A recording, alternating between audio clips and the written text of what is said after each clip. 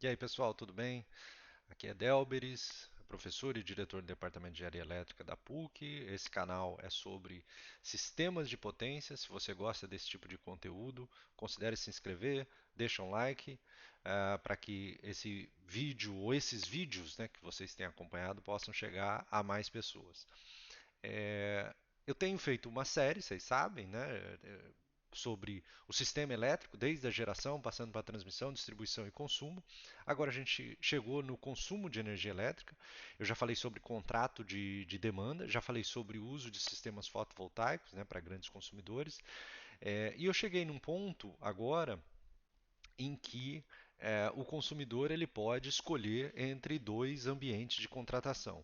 O ambiente de contratação chamado cativo, né, regulado, em que o consumidor faz apenas o contrato de demanda com a distribuidora e recebe a energia na quantidade que ele deseja, e o ambiente de contratação livre, onde é fixado um contrato com uma comercializadora e o consumidor recebe a energia, e a diferença entre o que foi contratado e o que foi consumido é liquidado a PLD, preço de liquidação de diferença, que pode ser positivo. Essa diferença pode ser positiva ou negativa, e o consumidor pode ter ganho ou perda nesse processo. Bom, muito bem.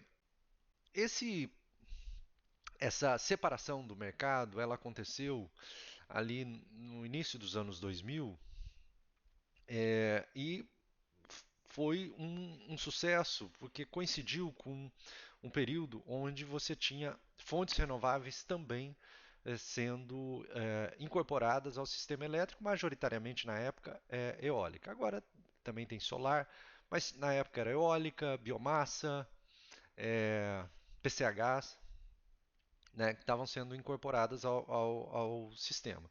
E aí, no começo havia modalidades de leilões específicas para esse tipo de fonte, para promover essas fontes, leilões de energia elétrica e tal. E com o tempo, esse incentivo para essas fontes de energia foram migrando para aquele incentivo que eu comentei lá na aula de transmissão, é, que era o desconto na tarifa de uso da transmissão. E esse desconto ele tanto se aplica para o gerador como para o consumidor. E isso trouxe uma vantagem enorme para o consumidor, que contrata energia de fontes renováveis para ter o desconto, e ele consegue uma economia, aí, segundo os dados da Abracel, da ordem de 30%. Esse é um número que eu tenho em algum momento que eu li lá na Abracel, comparando o ambiente livre com o ambiente cativo, com o ambiente regulado. Então isso fez com que muitos consumidores, grandes consumidores, migrassem para o ambiente livre. Os pequenos consumidores, consumidores residenciais, como a maioria de nós, não podem fazer essa migração, não tem essa prerrogativa. Apenas grandes consumidores. Então, esse trabalho aqui, que foi um trabalho desenvolvido pelo Daniel Niemeyer, recentemente ele terminou o mestrado dele junto comigo, e, a gente pensou o seguinte: como é que a gente pode ajudar o grande consumidor a definir o melhor contrato de energia, tendo em conta, né, o preço spot, ou PLD, o preço de liquidação de diferença, a contratação da demanda e a contratação da energia. Ora, exatamente como a gente fez nos outros casos, para fazer uma contratação, a gente precisa simular cenários para o futuro. Né? No caso da demanda, a gente simulava cenário de demanda. Agora, a gente precisa simular cenário de demanda, energia e ter em conta o PLD que vai acontecer no futuro. Então, a gente criou um modelo estatístico para criar cenários que fossem casados, né? Energia, demanda e PLD. Para nossa sorte, o PLD, o preço spot, ele já é obtido, né, numa base mensal, agora passou a ser horária, mas na época a gente ainda estudou na base mensal. Na verdade, ele era semanal. A gente que estava estudando, fez esse estudo numa base mensal. Mas ele é simulado com ferramentas como o New Wave ou o SDDP para 5 anos à frente, com base mensal.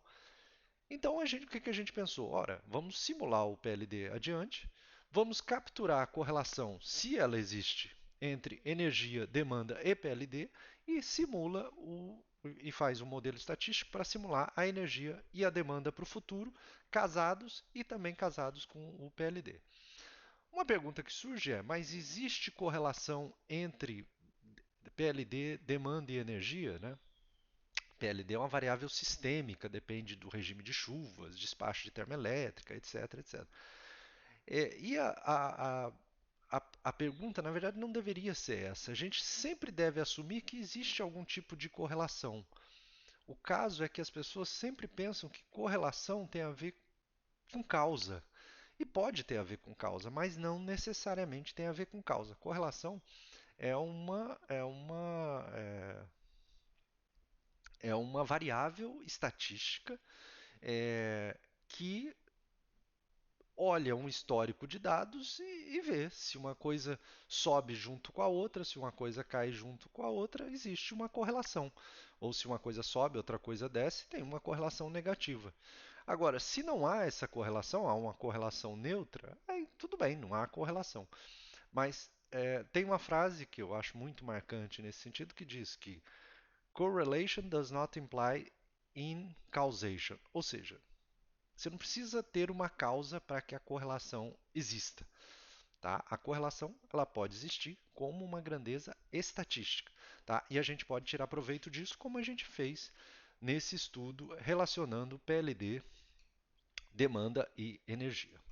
Tá? Então a gente fez uma análise estatística, né, para fazer essa correlação. Naqueles moldes que eu mostrei para vocês do PLD, né, a gente pega um histórico de dados, 10 anos, acha um modelo do tipo Sarima, com a diferença aqui, ó, que a gente fez a energia como uma variável dependente do PLD, esse pizinho aqui é PLD, e a demanda dependente da energia. Então, a energia capturada pelo PLD e a demanda capturada pela energia. Tá? Depois a gente abriu vários cenários, simulou vários cenários para frente. Simulou não, usou o PLD que já está simulado para frente, com modelos como o New Wave ou SDDP, e correlacionou com a energia e a energia a gente correlacionou com a demanda. Tá? Esse aqui é o histórico de dados de PLD, então a gente procurou a correlação histórica do PLD com a energia. A gente viu que existe uma correlação, está fraca, mas existe. Mas foi suficiente para a gente colocar o nosso modelo, tá? Usar o nosso modelo. Depois que a gente fez essa simulação, a gente desenvolveu um modelo de otimização, que faz o quê? Define, dado esses dados futuros, né, de energia, demanda, etc., PLD, ele calcula o contrato de energia, o contrato de demanda e o intervalo e a faixa de contrato no qual você não fica exposto a PLD. Tá? Então, normalmente você dá para o comercializador, você entrega para o comercializador o valor do contrato, então, digamos, sei lá, 2 megawatt médio. E entrega para ele uma faixa. Ó, 2 megawatt médio, 10% para cima e 10% para baixo. Então, não me deixe ficar exposto a PLD nesse intervalo.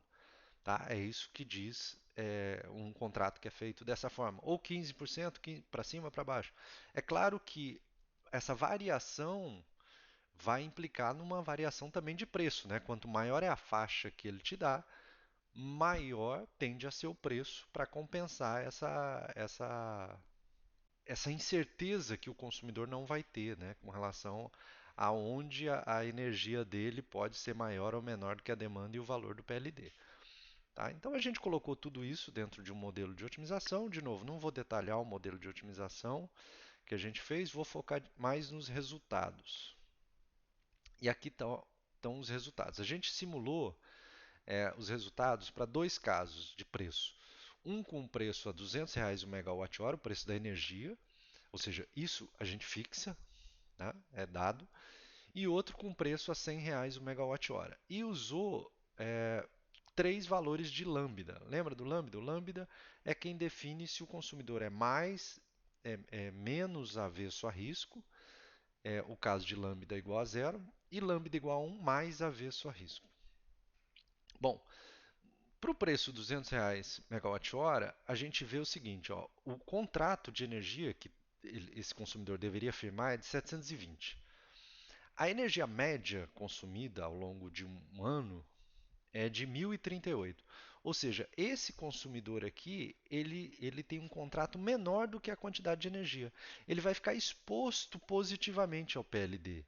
Ou seja, ele vai ter que liquidar positivamente, ou seja, comprar energia ao valor do PLD. E por que ele faria isso? Bom, o contrato de demanda é de 3.474, que o modelo de otimização também entrega. E olha isso aqui, ó, a gente colocou esse valor aqui de 120, que é o valor médio de PLDs que a gente simulou para o futuro. Como 120 é menor do que 200, esse consumidor ele prefere se expor a PLD porque ele passa a comprar uma energia mais barata do que o contrato dele. Né? Então, nesse caso, a energia é menor do que o contrato, né? Bem menor do que o contrato. Aí, ó, o upper, ou seja, o percentual que ele vai contratar para não ficar exposto a PLD acima do contrato é zero. Ou seja, ele quer ficar exposto ao PLD. E abaixo, 15%. Ou seja, ele não quer ficar exposto quando ele tem que vender a PLD, porque ele comprou caro e ele comprou caro, né, dá 200 e está vendendo barato 120. Só que isso muda quando você tem um perfil de aversão a risco maior. No caso de lambda igual a meio, ó, saiu de 720 e foi para 864 megawatt-hora o contrato. E aí, isso se justifica porque no cenário lambda igual a meio, os PLDs, ou seja, nos cenários mais avesso a risco, a média dos PLDs ela sobe, ela vai para 307. Então, nesse caso, ele não quer se expor muito a PLD, ó, porque se ele se expor ao PLD nesses cenários, né, de maior valor, ele estaria comprando a um valor muito mais alto do PLD. Então, por isso, ó, o upper bound, ou seja, o limite superior do contrato, acima do contrato, é da ordem de 80%. Né? Ou seja, 864 mais 80% desse valor. Ele não ficar exposto. Aí, com isso, ele não ficaria exposto a PLDs para comprar a PLD. Né? E o lower bound, nesse caso, foi de 31%. Finalmente, para lambda igual a 1, ele aumenta ainda mais o contrato, ó, vai para 1.296. O PLD médio agora é de R$ 490, aí que ele não quer ficar exposto mesmo. Né? Só o contrato já é maior do que a energia. Só que ainda assim, ó, ele tem um upper bound ainda maior. Ou seja, a sobra de contrato dele é ainda maior. Né? Então ele prefere pagar mais caro, né? Então ó, o custo anual aqui acaba ficando mais caro quando ele é muito avesso a risco, mas pelo menos ele não corre o risco de se expor a esses cenários médios aqui de PLD que são capturados por esse lambda igual a 1. Tá? Então uma análise semelhante pode ser feita com um preço de R$ 100 o megawatt-hora, e a moral da história aqui é a seguinte: a gente tem uma ferramenta que ajuda grandes consumidores, né, a partir de uma ferramenta não, um modelo matemático, né, que ajuda grandes consumidores a tomar a decisão de qual é o contrato e a faixa de contrato que esse consumidor deve contratar, além da demanda contratada, que também é uma variável de decisão desse modelo. Tá? Então, tudo isso começa a ficar cada vez mais importante agora, com PLDs horários, com o ambiente livre muito mais interessante que o ambiente regulado, onde as tarifas sobem cada vez mais de preço. Quer dizer, vocês vão ouvir falar cada vez mais desse tipo de análise, desse tipo de estudo, onde o consumidor tem que fazer uma gestão maior dos contratos de energia dele para poder reduzir a sua conta. Tá? Então, no próximo vídeo a gente fala sobre consumidores residenciais, que não tem muitas opções de contratos, mas as poucas que tem a gente vai tentar explorar aqui. A gente vai falar disso na próxima aula. Eu espero que vocês tenham gostado. Até a próxima, gente.